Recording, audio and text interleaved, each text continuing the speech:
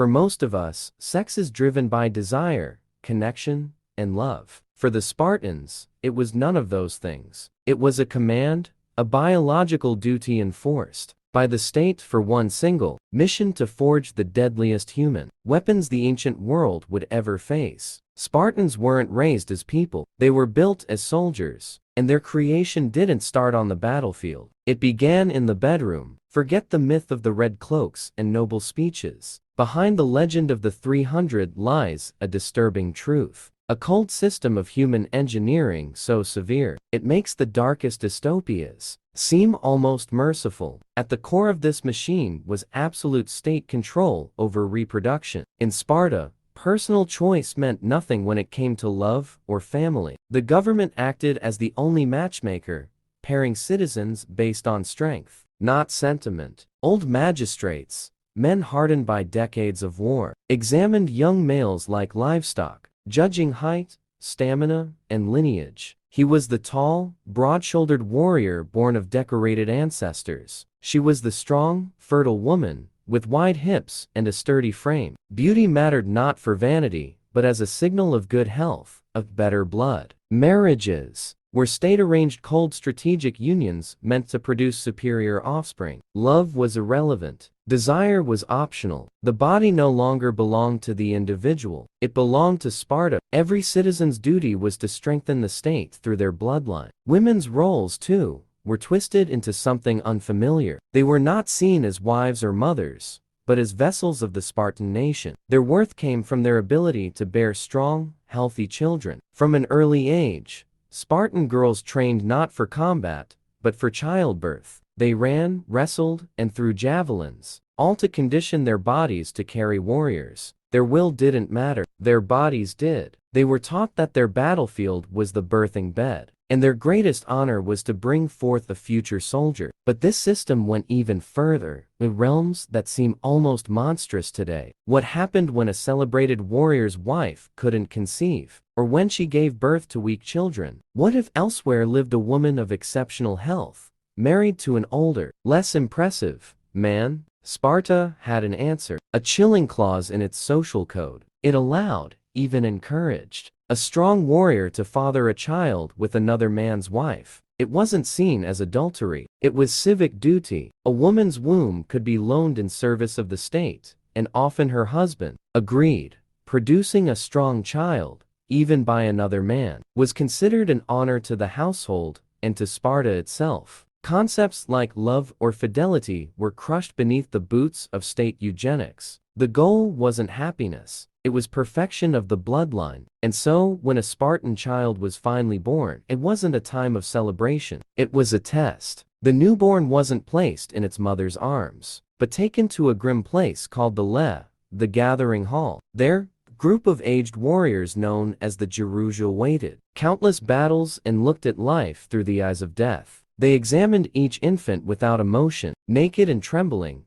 the baby was inspected from head to toe. Its legs, its spine, its cry, every flaw, every sign of weakness could seal its fate. It wasn't cruelty for cruelty's sake. To Spartan logic, it was necessity. They were a small warrior caste, surrounded by enemies and enslaved helots who outnumbered them 10 to 1. In such a world, weakness meant danger, not just for one child, but for the entire state. A frail infant wasn't just a burden, it was a threat. Mercy today could mean destruction tomorrow. Sparta's creed was survival through strength, no exceptions. The council's decision was final. There was no appeal. If the baby passed the test, it was returned to its family, not as a son, but as a future soldier already belonging to the state. From the moment he drew his first breath, a Spartan child's destiny was already decided. But if the elders' judgment turned against him, if they ruled he was unfit for life, he wasn't slain by sword or drowned in a river. His end came in a way far colder. The infant was carried to the barren slopes of Mount Torotus, to a place called the Apathy, the deposits. There, in a dark cliff of stone, the newborn was left to the wind, the night frost, and the beasts. A quiet death, unseen and unspoken of. To Spartan logic, this was not murder. They believed they were merely returning to nature, what nature had produced imperfectly, a grim offering to collective strength. Passing the elders' inspection was only the beginning. From that moment, the child's life became a slow march toward war. And for his parents, duty did not end with birth. The state demanded more constant creation of new bodies to fuel its war machine. Procreation in Sparta wasn't a privilege. It was an obligation. They practiced what we would later call eugenics, centuries before the word existed. The belief that humankind could be perfected through selective breeding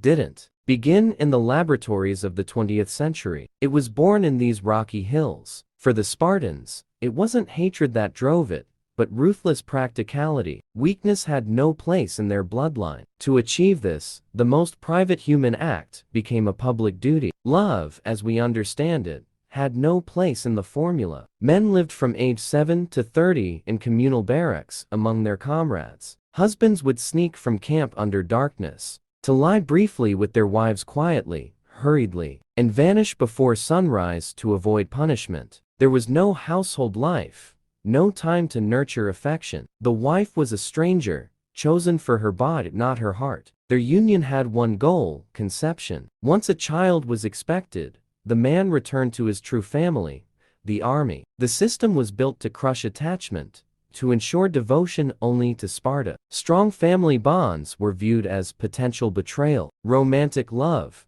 a dangerous distraction. And so, the state punished those who refused to marry or reproduce. A man who stayed single beyond the required age was branded disloyal, a deserter of his civic duty. During certain festivals, these men were paraded naked through the freezing streets, forced to sing mocking songs about their failure. They were denied the honors granted to respected elders, treated as outcasts, living proof that private life in Sparta was everyone's business. The cost of this ideology was immense. Compassion faded from daily life. Generation after generation was conditioned to believe tenderness was weakness, that one's body belonged not to the self, but to the state, and that motherhood was not love, but service. Children didn't learn affection from their parents. They learned obedience from their trainers. Mothers handed their sons to the state at 7, whispering only, "Return with your shield or on it."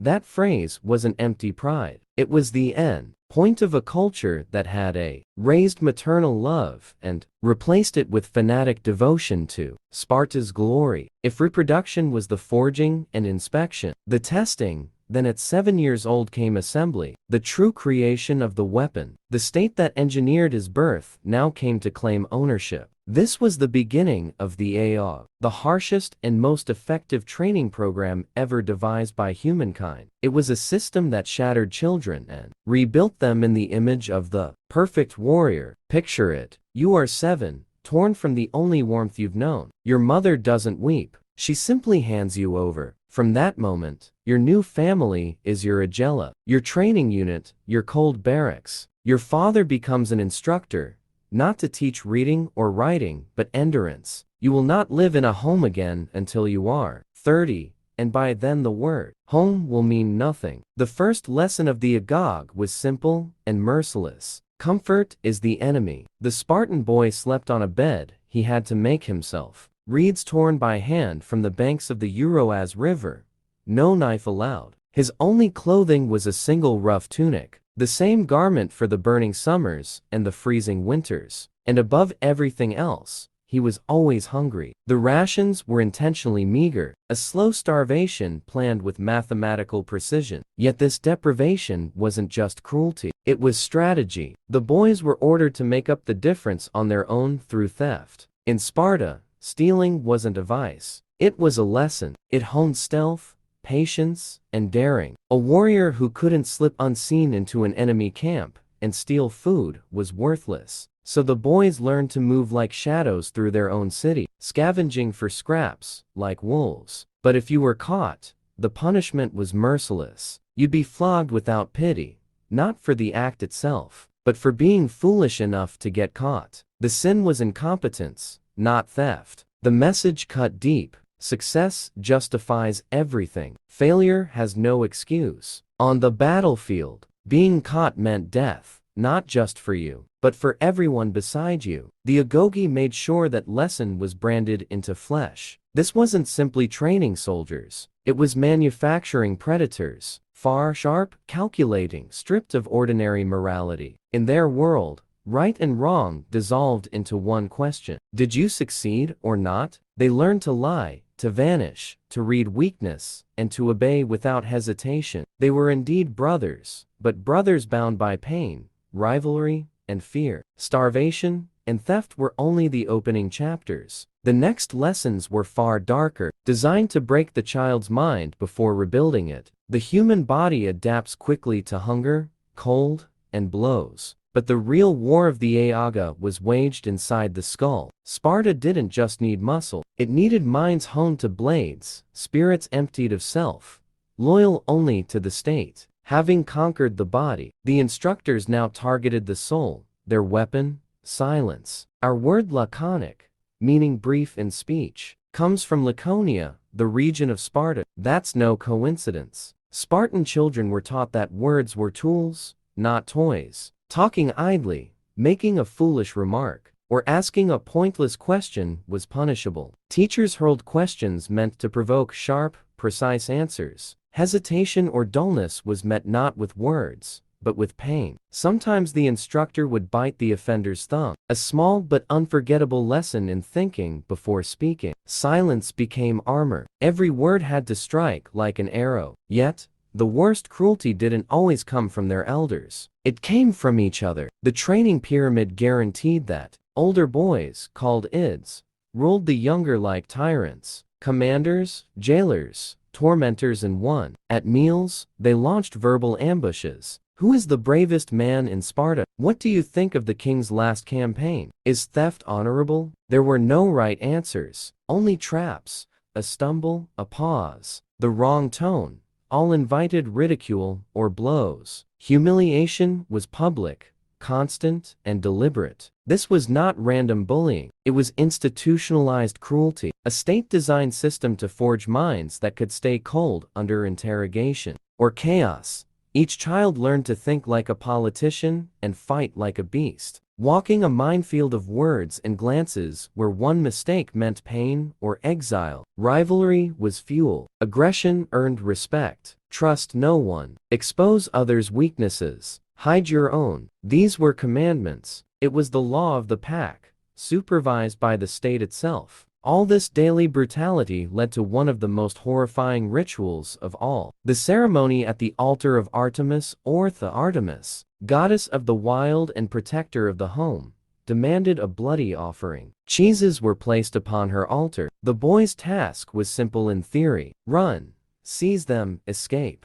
But to reach the altar, they had to sprint through a gauntlet of whips. Leather lashes sliced through the air, tearing flesh with every step. It wasn't a contest of speed or reflexes. It was a test of one thing alone: how much agony a future Spartan could endure without breaking. The true test was never about stealing cheese. It was about standing silent under the whip, enduring agony without a scream, a tear, or the faintest sign of weakness. To cry out was to disgrace yourself. Plutarch himself described young Spartans dying at the altar, smiling as their lifeblood soaked the ground, dying proud, having proven they were worthy. This was their graduation, the Agoge's final ceremony, a baptism by blood, meant to purge every trace of fear and softness, forging men into living steel. But when a society burns away every weakness, what fragments of humanity are left behind? What remains of the soul after it's been hammered into a weapon? What Sparta created was a paradox. Men of unmatched strength, yet emotionally hollow. Warriors of flawless discipline, yet warped morality. In their world, killing could be honorable and compassion could destroy you. They were the perfect instruments of violence. And now, the state demanded proof that they could serve its darkest needs. That proof came through something few dared to even mention: the Krypteia. It wasn't a traditional military unit. It didn't fight in formation. It was something far more sinister: a covert death squad, a machine of fear designed to keep Sparta's internal enemies silent. To understand it, you have to grasp Sparta's greatest obsession: control. A small warrior class ruled over an immense, population of enslaved helots who outnumbered them many times over. The Spartans lived with the constant terror of revolt. Their answer was terror, calculated and preemptive. Each year, a select group of elite graduates from the Agoge, the strongest, most cunning, and utterly ruthless, were sent into the countryside. With only a dagger and a few scraps of food, they were ordered to hide by day, move by night, and kill without hesitation their prey, the helots. But not all, only the boldest, the most capable, those who dared to rise above the rest. These young men became the scythe that cut down any stalk taller than the field. This was their final exam, their last transformation. To murder an unarmed man under cover of darkness wasn't combat. It was psychological surgery, a brutal ritual meant to prove that mercy had been completely erased from their hearts. They were no longer killing out of rage or defense. They killed because the state told them it was necessary, and to make it all legal, the Spartan government performed a chilling ritual of its own. Each year, the ephors, Sparta's ruling magistrates, formally declared war on the helots. It was a bureaucratic act with monstrous implications. Once declared enemies, helots could be slaughtered without it counting as murder. The killers of the Krypteia weren't criminals. They were soldiers carrying out the will of the state, a convenient fiction that turned mass murder into civic duty. By the time his dagger was stained with blood, the Spartan had completed his transformation. He had been born as a child of the state, shaped by discipline, strict of emotion, and now proven capable of killing without hesitation. But what had he become? The defender of civilization or its most efficient predator? At 30, he could finally leave the communal barracks. But his so-called freedom was an illusion. A new duty awaited him: to reproduce, to raise the next generation of instruments for Sparta's war machine. The killer now had to become a father. His bride, chosen by the state, was not a submissive wife, but his equal in strength and conviction. Spartan women were not victims of the system. They were its pillars. While boys endured the Agoge, girls entered their own training regimen, one equally rigorous and ideologically charged. In a Greece where women were often confined and silenced, Spartan women stood apart. They were educated, physically trained, and taught to manage property and estates. Why? Because Sparta's focus was not on comfort, but on breeding strength. Everything, every child, every law, every marriage served one purpose: to forge a race of perfect warriors. Even the philosopher Plato, observing from Athens, admired this system, believing it mirrored his vision of an ideal society. But he misunderstood it. The aim wasn't equality, it was efficiency, reproductive precision. Spartan women were molded to suppress tenderness and replace it with fierce patriotism. Their worth was judged not by affection, but by the caliber of warriors they gifted to the state. They became legends of cold discipline. A Spartan mother, handing her son his shield before battle, would tell him, "Return with it or upon it." When news of defeat reached the city, other Greek mothers wept. Spartan mothers demanded to know only one thing: did we win? One tale tells of a woman who killed her own son for returning home in disgrace. They weren't passive bystanders. They were the guardians of Spartan ideology itself. With minds and bodies shaped by the state, marriage in Sparta wasn't an act of love. It was an engineered ritual. The process resembled an abduction. The groom didn't court his bride. He seized her in the night. Her attendants shaved her head, dressed her in a man's cloak and sandals, and left her waiting in darkness on a bed of straw. He came secretly, fulfilled his duty quickly, and returned to the barracks before sunrise. This strange ceremony had purpose. It ensured emotional detachment. It kept domestic affection from interfering with military loyalty by making their meetings brief and secret. The state believed passion would remain high, conception more likely, without the distraction of love or comfort. It was the pinnacle of the Spartan system. Two products of indoctrination, male and female, joined in darkness, bound not by love, but by decree. Their mission was singular: to reproduce strength. A perfect soldier paired with a perfect mother, the human assembly line of Sparta. Yet within this perfection lay a slow and silent poison. For 3 centuries, the machine worked flawlessly. Sparta dominated Greece, its warriors unmatched, its discipline legendary, but the flaw that would destroy it wasn't foreign. It was bred into the system itself. The first poison was demographic collapse, Sparta's ruthless eugenics, the abandonment of weak infants on Mount Torotus. The rejection of all imperfection created a narrow gene pool. Every warrior lost in battle was an irreplaceable tragedy. The loss of decades of training and a carefully preserved bloodline. Other cities could raise new armies. Sparta could not replace 100 of its equals. Their greatest strength, their elite exclusivity, became their fatal weakness. They were breeding themselves out of existence. The second poison was inflexibility. The Agoge created impeccable soldiers, but not thinkers. Sparta produced warriors who could follow orders flawlessly, but not innovate, not question. As warfare evolved, their rigid system remained frozen. They were perfect soldiers trapped in a world that demanded generals. When confronted by new tactics and creative minds, they found themselves fighting ghosts of their own past. And the final blow came with success itself. When Sparta triumphed over Athens in the Peloponnesian War, the floodgates opened. Persian silver and gold poured into their city. Wealth, the very thing Like had forbidden, corroded their iron discipline. Land ownership became concentrated. Greed replaced austerity, and corruption seeped into every rank. Spartans who once despised luxury became enslaved by it. The spirit of Sparta, built on equality and simplicity, began to rot from within. Then came Leuctra, on that fateful plain. Theban general Epaminondas shattered centuries of Spartan invincibility. Instead of spreading his forces thin, he concentrated his left wing, 50 men deep, and rammed it straight into the Spartan right, where the king and his royal guard stood. Innovation crushed rigidity. The unbreakable phalanx collapsed. For the first time in living memory, a Spartan king fell in battle. His army annihilated beside him. Sparta's power was broken, with hundreds of its finest men dead. The city's warrior caste was crippled beyond recovery. The empire that had terrified Greece for generations faded into irrelevance. By the Roman era, Sparta had become little more than a curiosity, a living museum where travelers came to watch reenactments of its brutal customs, echoes of a once great civilization. In the end, the tale of Spartan breeding practices is more than history. It's a warning, a people so obsessed with perfection that they sacrificed everything human to achieve it. They succeeded in creating the perfect warrior, and in doing so, sealed their own extinction. The machine that forged heroes eventually consumed itself, leaving behind nothing but ruins, and the whisper of a greatness built on cruelty and undone by its own perfection.